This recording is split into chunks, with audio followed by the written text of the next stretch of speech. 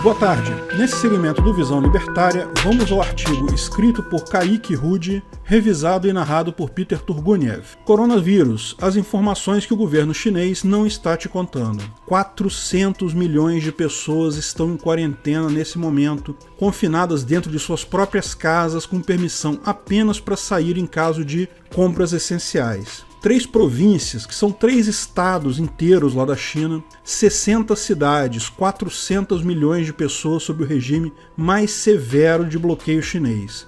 Uma espécie de toque de recolher em massa, 24 horas por dia, 7 dias por semana, sem previsão de acabar. O governo está levando tão a sério esse bloqueio e a quarentena que saíram vídeos de oficiais chineses trancando pessoas suspeitas de portarem o vírus dentro de suas casas, para o bem de todos. Tem um vídeo que uma mulher usou um machado de cozinha para lutar contra os policiais que tentavam entrar em sua casa para forçá-la para a quarentena. Tem outros vídeos também de pessoas sendo arrastadas para dentro de ginásios onde é obrigatória a quarentena. Veja, não que isso seja efetivo. Manter em quarentena tal número monstruoso de pessoas é simplesmente impossível. Eles vão pegar muita gente, mas sempre vai ter gente que vai sair. E uma pessoa que vaza a quarentena já é o suficiente para jogar todo o esforço por água abaixo. Essas medidas ditatoriais podem sim diminuir significativamente o número de pessoas que entram e saem dessas cidades, mas não há exército grande o suficiente para impedir totalmente isso.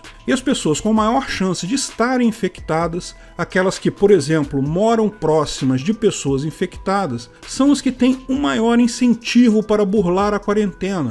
Então a chance disso dar certo é zero. Fato é que tudo isso poderia ter sido evitado totalmente, ou pelo menos drasticamente reduzido, com uma única medida: informação livre. Infelizmente, esse tipo de coisa é muito raro em regimes ditatoriais socialistas como o do Ursinho Pooh.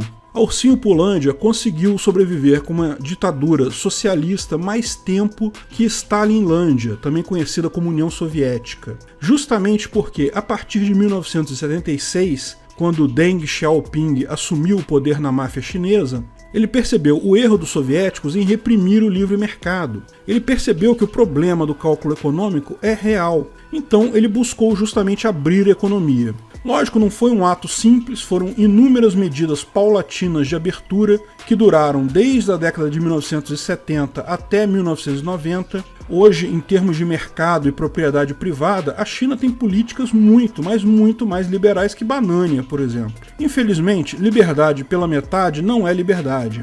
Enquanto você tem liberdade financeira na China, liberdade de expressão, liberdade política e tantas outras liberdades são absolutamente impossíveis. Por que a China tem um governo ditatorial tão restrito? A questão é que um governo forte e ditatorial é necessário, segundo os socialistas, justamente para suprimir o mercado. Na visão de comunistas, o livre mercado, o capitalismo, é ruim. Para conseguir brigar com o livre mercado, precisamos de um governo forte. Não é por mera coincidência que todo país comunista acaba como uma ditadura cruel e miserável. Veja, a Coreia do Norte, Cuba, olha o que está acontecendo na Venezuela. O governo ganha cada vez mais força, mas sem o mercado não importa se você possui uma montanha de ouro negro no seu subsolo, a sua população vai passar fome. Falamos sobre isso no vídeo Meritocracia Existe? Mas se a China não limita mais o livre mercado, por que eles ainda têm um governo forte e ditatorial?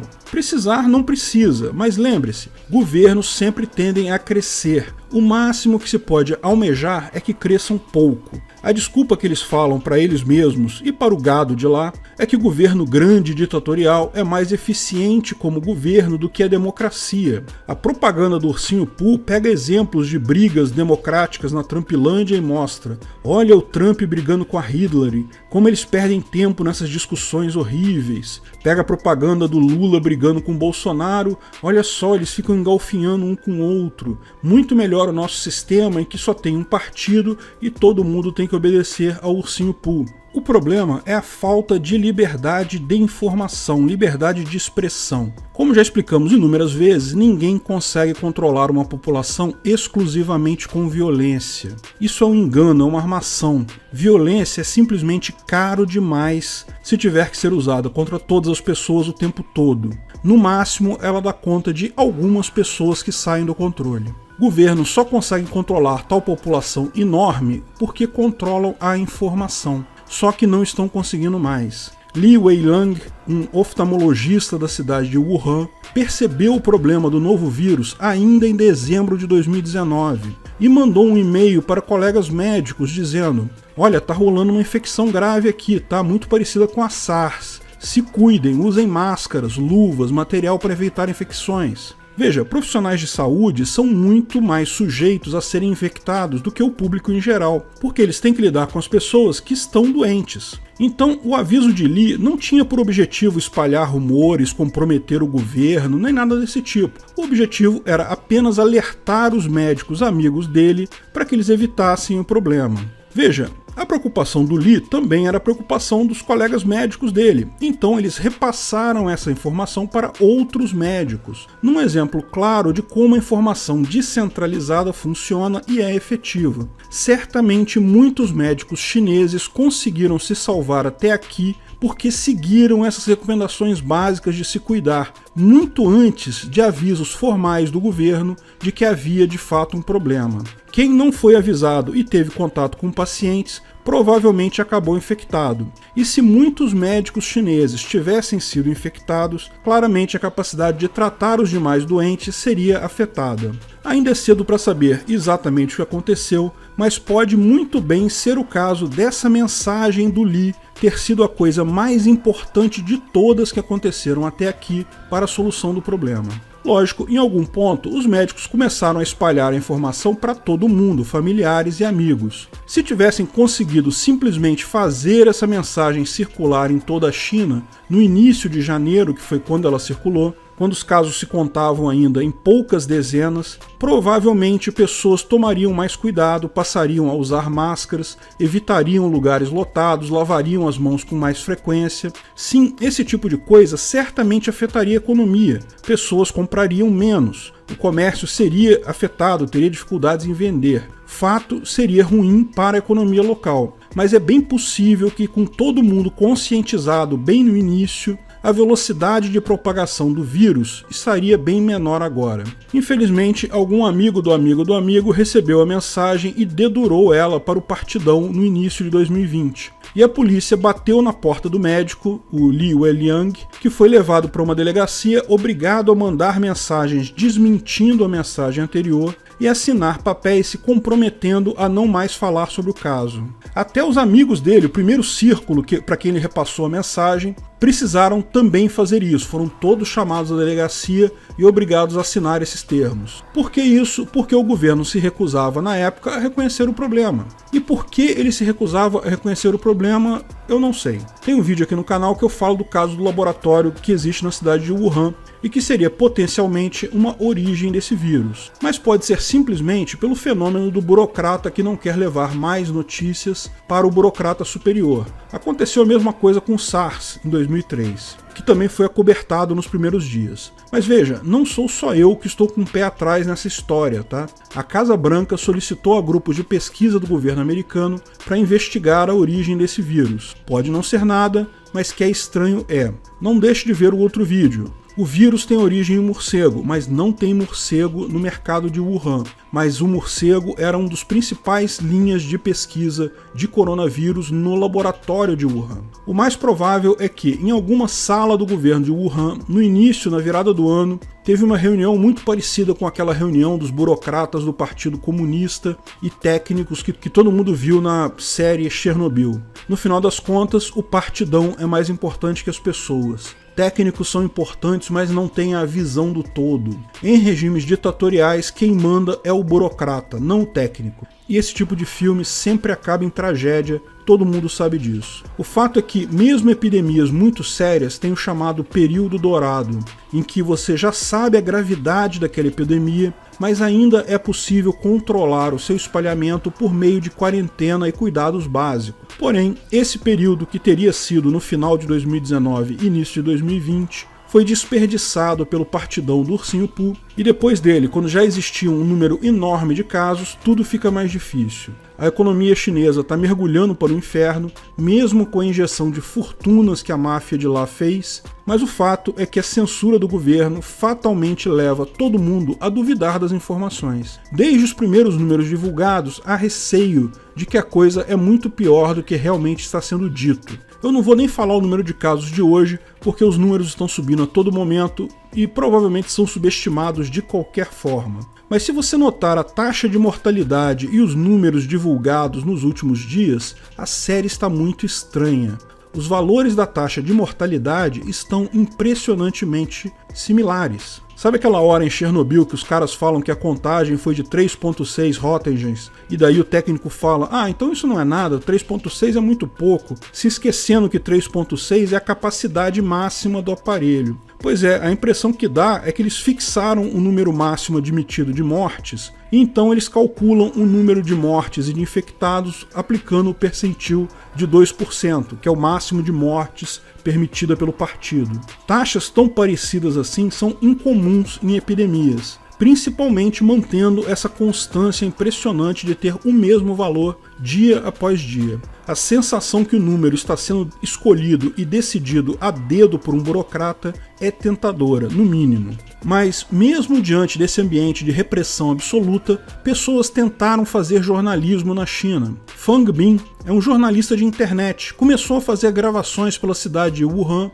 mostrando os erros e problemas, pilhas de corpos aguardando cremação, pessoas no chão sendo atendidas. Lógico, ele sabia que estava correndo risco e estava mesmo. No dia 6 de fevereiro, chegaram várias pessoas no apartamento dele, dizendo serem médicos que investigavam se ele estaria contaminado com o vírus. Mediram algumas coisas dele e encaminharam ele para a quarentena. Curiosamente, também levaram o laptop, o celular, todas as mídias e pendrives que acharam no apartamento dele. Trata-se de uma quarentena que ele provavelmente jamais iria voltar. Mas veja a diferença da informação descentralizada. Milhões de pessoas na China reclamaram do desaparecimento dele, porque se aqui em Banânia tá todo mundo já preocupado com essa situação, imagina o pessoal lá. Lógico, todo mundo está acompanhando as notícias lá com muito interesse. E todo mundo lá também sabe que os números paridos pelo governo são falsos. Então tá todo mundo buscando informação da mesma forma que aqui, via vídeos distribuídos em plataformas digitais, principalmente na conta desse cara. Mas a China tem firewalls que podem impedir as pessoas de falar certas coisas. Cara, só burocrata parasita burro que acha que firewall impede esse tipo de coisa. Não impede. Pode servir para silenciar uma pequena parte de pessoas, um grupo. Milhões de pessoas com acesso à internet não tem como ser silenciado. Pode tornar mais difícil se expressar, fato. Pode requerer algum conhecimento técnico para acessar determinados sites, mas impedir não impede. O fato é que o Fang Bin foi liberado e voltou para casa, apenas sendo obrigado a assinar um documento em que se compromete a não fazer mais aquilo. Isso é, se eles não infectaram ele com o vírus nesse período, né? Tomara que não tenham feito isso. Pois é, lembra o médico, o Li Wenliang? Ele morreu anteontem da própria doença, do coronavírus. Ok, pode ter sido só um acidente. Lembra, ele foi o cara que levantou a coisa toda, então pode ser que ele tivesse contato com o vírus antes disso, alguma coisa assim. Mas ainda é algo estranho. Vocês sabem, governos ditatoriais matam gente para manter segredo todo dia. E de forma muito consciente, muitos chineses consideram ele um mártir. Alguém que deu a vida para salvar a vida de milhares de outros, porque, em última análise, foi isso que ele fez com o e-mail dele, que foi replicado lá na China para tanta gente. Muita gente passou a tomar cuidado a partir daquele e-mail e se salvou graças a ele. Não preciso nem dizer que essa ideia de que o governo chinês possa eventualmente ter matado ele não é algo fora da realidade para os chineses. Mas muita gente pode pensar, mas agora que a informação já saiu, que todo mundo já sabe o que está acontecendo, por que matar o médico ou prender o jornalista? Você não está entendendo o que está vendo lá. A população está absolutamente revoltada com o governo chinês, com toda a razão do mundo, diga-se de passagem. Aliás, eu faço questão de deixar isso sempre claro, eu sou muito crítico do governo ditatorial de Ursinho Pulândia, mas tenho uma enorme admiração e respeito pelo povo chinês. O mesmo vale para Samurailândia. Eu critico a máfia de Samurailândia porque é porca de tão podre, mas admiro muito e tenho um enorme respeito pelos japoneses. Minha briga é com as máfias, não com o povo. Violência do Estado destruindo vida de pessoas, tomando medidas drásticas, quando todo mundo sabe que poderiam ter feito algo muito mais simples antes, mas não fizeram para proteger o próprio rabo, deixaram claro a falha na narrativa deles de que um Estado forte e poderoso é o melhor para resolver as coisas. Não é. Então não tenha dúvidas, o partidão está com medo sim. Se o médico que alertou um monte de gente consegue sobreviver a isso, ele poderia facilmente liderar uma revolução e derrubar esse governo. Governos ditatoriais são castelos de carta. Força é algo caro demais para manter o controle. Uma vez que perderam o controle da narrativa, da informação, já era. Quem conseguir levantar a voz lá derruba o governo. Ninguém no governo, ninguém na máfia quer perder os seus carguinhos maneiros e a vida fácil que tem. A última coisa que Ursinho Pooh quer é ver a revolta de Hong Kong se espalhando pela China toda. Sendo só Hong Kong, eles até conseguem controlar. E por falar em Hong Kong, é mais do que compreensível que Hong Kong esteja começando a viver algo próximo ao caos, com pessoas correndo aos supermercados para estocar comida e mantimentos. Em 2003, com o SARS, Hong Kong foi o país que mais sofreu depois da própria China. Lá também a visão é de pânico, e lembre-se, lá as informações circulam. Você notou que Ursinho Pooh não tem aparecido para dar entrevistas? Sumiu completamente. O sumiço pode ser entendido como uma forma do partido de proteger a imagem dele dessa repercussão negativa. Mas não tenha dúvidas, uma hierarquia feroz e sanguinária como a China sempre tem alguém no segundo ou terceiro escalão sonhando em virar líder. Eu sinceramente torço para que isso não aconteça, porque se acontecer, significa que pouca coisa vai mudar, só o nome do chefe da máfia. Torço para que esse problema acabe logo e Ursinho Pooh ainda esteja no poder no final, porque certamente a população da China está muito mais perto agora de perceber o mal que é o próprio Estado. Quem sabe conseguir derrubá-lo. Vamos aguardar mais informações nos dias que seguem. Continue lavando as suas mãos e usando bastante álcool com gel. A infecção ainda não chegou por aqui, eu sei, mas hábitos de higiene nunca fazem mal. Nesse momento, não é muito bom você pegar uma gripe não, viu? Fora o medo que deve dar pela similaridade dos sintomas, os caras provavelmente vão querer te colocar em quarentena no hospital até ter certeza que você não possui esse coronavírus novo. E lembra, você estar num hospital é arriscado. Sem contar, lógico, a febre, a tosse, coisa e tal, vai te dar uma bela dor de cabeça. De tudo isso, uma coisa é certa. Ursinho Pooh sabe de bastante coisa que o mundo ainda não sabe, ou ainda não faz nem ideia. Isso eu não tenho a menor dúvida. Pode ser que os dados sejam verdadeiros, mas estejam sendo divulgados apenas com atraso, por exemplo, o que significa que o pior ainda está por vir, mas estamos todos torcendo pelo melhor. Força para o povo chinês e morte para os mafiosos chineses. Obrigado pela audiência. Se você gostou do vídeo, não esqueça de curtir e compartilhar. Se inscreva no canal para ser avisado de novos vídeos. Na terça-feira que vem, dia 11, às 19 horas, eu vou fazer uma live pública aqui no canal. Vai ser uma live de 1 hora marcada, tá? Impreterivelmente acaba às 20 horas. Porque no dia 11 mesmo eu embarco para Acapulco, no México, para participar lá da Anarcapulco. Mas é só mais tarde naquela noite. Vamos começar falando do livro Artificial Life, do Christopher Langton. Na verdade, esse livro é uma coletânea de estudos sobre o tema, e eu vou falar sobre 2 estudos particulares que tem nesse livro. Sim, e ainda não é o Face Review não, tá? É só papo por enquanto. Esse só vai ser depois dos 50k. Espero vocês lá. Até a próxima!